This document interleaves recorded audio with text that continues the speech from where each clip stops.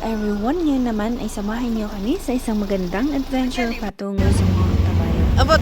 So ayan na, for today pa lang gumaya na kami patungo sa may jump off sa may Lake Tabayog papuntang Mount Tabayog.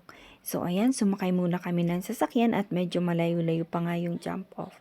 So dito po yung jump off, no? Isa din itong magandang pasyalan at karaniwang ginagawang kampingan ng mga turista. So ayan, bago tayo umakyat, mag-ready muna tayo, magsuot ng tamang shoes bago ituloy ang pag-akyat sa bundok. So ayan, excited na ang mga yan papunta, no? Medyo akala mo malakas-lakas pa sila. Nauuna pa si Bernardo, leader of the band yan. So ayan, bring it on Mount Tabayog. Ayan, simulan na tayo sa pag-akyat. Sa una, medyo malakas-lakas pa tayo. Pero ayan, medyo isang oras pa lang yung nakakalipas sa pagtaas natin. Pag-akyat, medyo napapagod na tayo at natatraffic na tayo. Ayan, dahil si Bernardo ay sumama.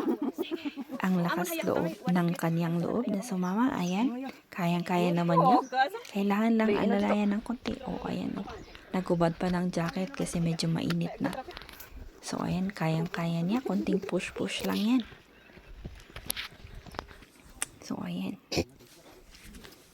Ingat lang tayo sa daan at medyo matirik po talaga yung pag-akyat. Yung iba, kailangan pang gumamit ng tungkod para hindi madulas. So, ayan, ang lakas talaga ng Bernardo, So, ayan, ang Mount Tabayog ay matatagpuan sa Barangay Balay, Cabayan, Benguet. Ito ang ikalawang pinakamataas na bundok sa Luzon at ika-6 sa buong Pilipinas na may taas na 2,842 meters above sea level. Kilala ito sa mala-avatar ng Mosa Forest at sa sikat na Monkey Trail. So, ayan, yan ang window 1 na tinatawag or the window, I should say, ng Mount Tabayog. Kasi nga mukha siyang bintana na nagpapakita ng napakagandang view sa may baba. So, pagkatapos ng rest, ayan, tuloy sa pag-akyat. Walang susuo at medyo nakalahati na yata yung daan kung hindi ako nagkakamali. So, ayan, akyat lang. Ang pinakamahirap sa daan na ito ay ang tinatawag na Monkey Trail. Ito ang pinaka-challenging na bahagi ng akyatan.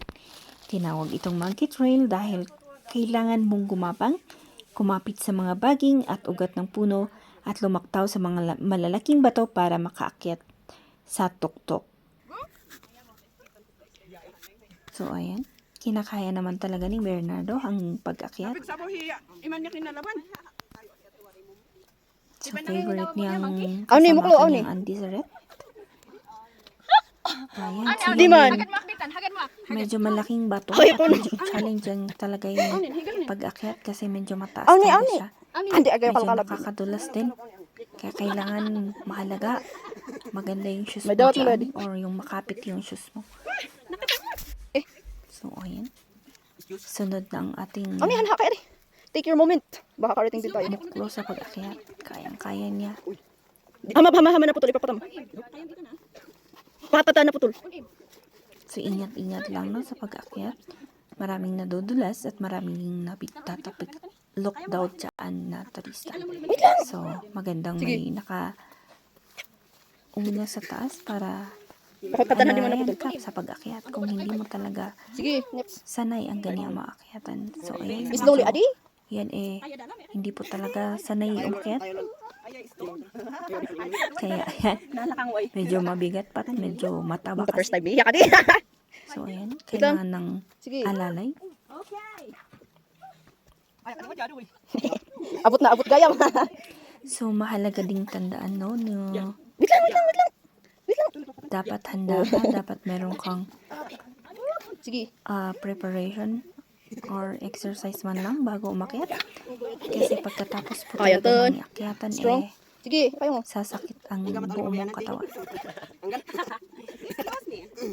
So, Narigat, first time tayo. dinocument ko talaga yung lahat ng pag-akyat dyan. Mahirap para pala no, naman first time natin. may remembrance yung ating mga hikers. So, yan ang aming Guardia. Guardia sa grupo. So sabi ng guide, Pangkulag ko malapit-lapit na. nuliho tanex.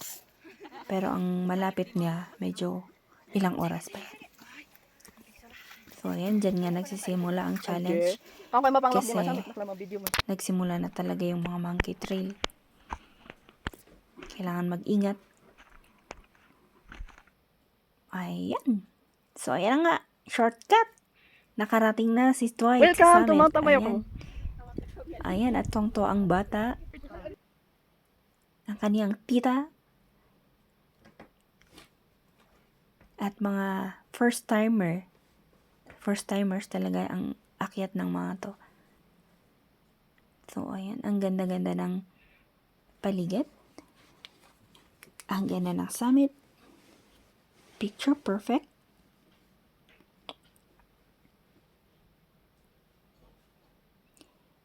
So, indeed, Mount Tabayok is a great choice if you enjoy pristine forest, challenging hikes, and exploring the scenic Mount Tabayok. So, ayan, nagutom na ang ating bida ng grupo.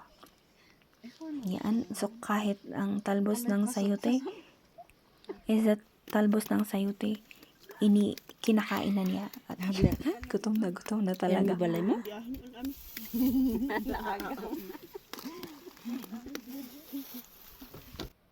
So, ayan.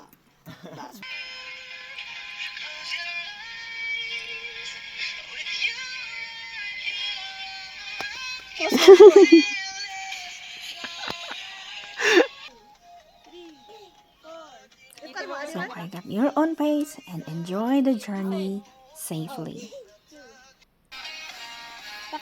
I survived the second highest peak in Luzon.